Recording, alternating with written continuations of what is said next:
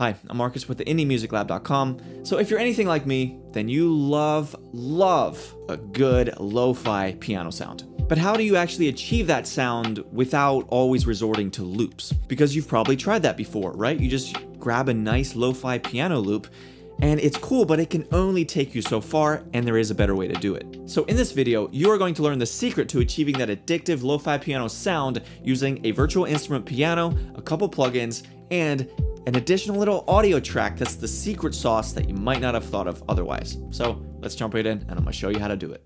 All right, let's dive into this song. Here I have a piano-driven song, and this piano has a lo-fi vibe to it. It's not a lo-fi song overall, but the piano is very lo-fi in nature, and that is what I'm going to walk you through in this video. So here's what it sounds like.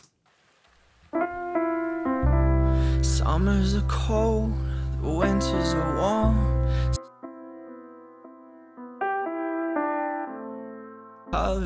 Really cool, right? So let's dive into what is happening here. Now, I don't want to overlook the necessity and the value of the performance itself, right? Now, I'm using Addictive keys in this case by Excellent Audio, just a really good, solid piano sound that they have, and I'm using the Modern Upright Time Flies preset. It is my favorite preset inside of Addictive keys. So that's what I'm using on the VST side of it.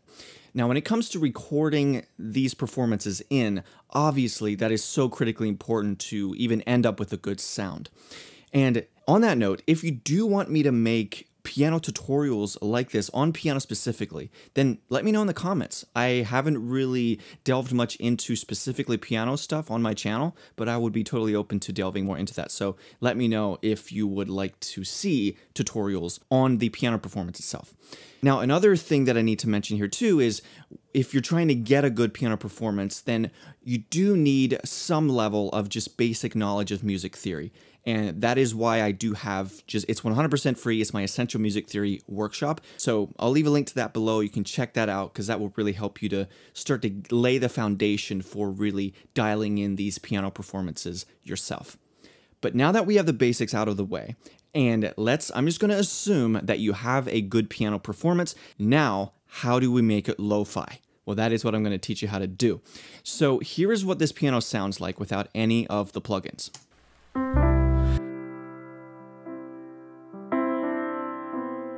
Now, I think inside of Addictive keys, there is already a little bit of dissonance going on. There is. So as you can hear there, the dissonance here is at like 28%.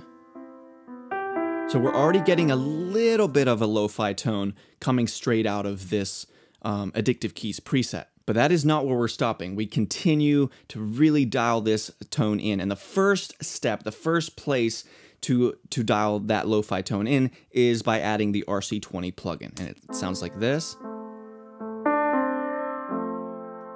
Here's without it. And here's with it. Adds a nice fluttery, pitchy quality to it, right? And that really helps accentuate that lo-fi tone that we are after.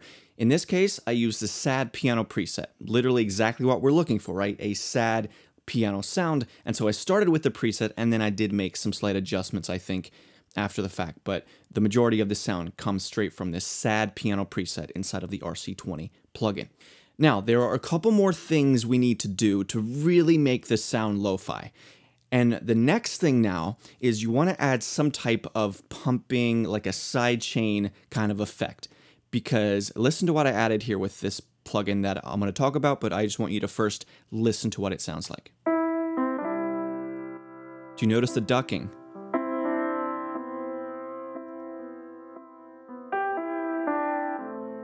So this is the Kickstart plugin. This is just a very basic sidechain plugin, and there are a bunch of them out there. You don't need to use this. This was just the easiest way for me to get it really quick at the snap of a finger. And here is what the effect sounds like if I turn it all the way up to 100. Right, it just ducks like that. And then I just pulled it back to around 58%. And in the mix, even Coldplay doesn't sound right. Drive my car down 25, just a feeble attempt. How cool is that, right? It sounds so nice. It adds that pumping component to it, which is really cool whenever you want that lo-fi sound. So again, you can use Kickstart, you can use some other type of sidechain plugin you might have. You can do just an actual, use your stock compressor inside your DAW and then use the sidechain function by connecting it to like a kick drum or something like that, right? There are a lot of different ways you can go about to ending up with this result, but the key is find a way, use some type of plugin or just do some type of move with a compressor to add this sidechain pumping effect, because it adds so much to this track. Summers are cold, winters are warm. Now that we have RC20 and we have the Kickstart sidechain plugin, there is one more thing that we need to add to this piano. And this is the secret sauce that I talked about at the intro of this video. And that is, you need to add some type of ambience track.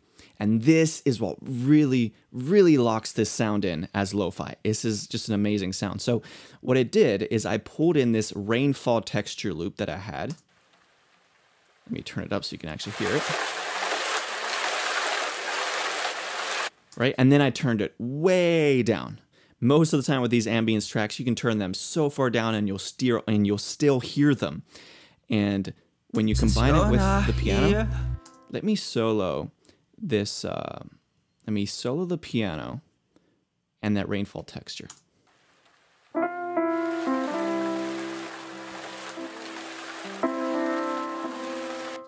What else do you notice about this rainfall track? It's also ducking, right? And it's ducking, it's following that piano track. So what I did is I used just the traditional sidechain compressor style, where I pulled in a stock compressor on this ambience loop. I sidechained it to Addictive keys. I sidechained it to that piano track. Now I also sidechained it to the vocal, and I ended up just having this ambience track react to both the piano and the vocal. And so what's basically happening is, during those loudest parts, when I hit the chords on the piano, or I have like the loudest, most pronounced notes, or even just when I'm singing in general, then it is ducking this ambience track. So as you can see here, right, it's following that piano and it's ducking it. And this is so cool because it links the tracks together. Now there is that interplay. There is that they are now on the same wave. They're playing together and they're playing off each other. And that is the beauty of using sidechaining on your tracks, especially in lo-fi, because it really adds that tight quality to it. And it just sounds wonderful. I love it, right? And you can really hear it when I have this rainfall texture turned up. But then as we turn this all the way down to where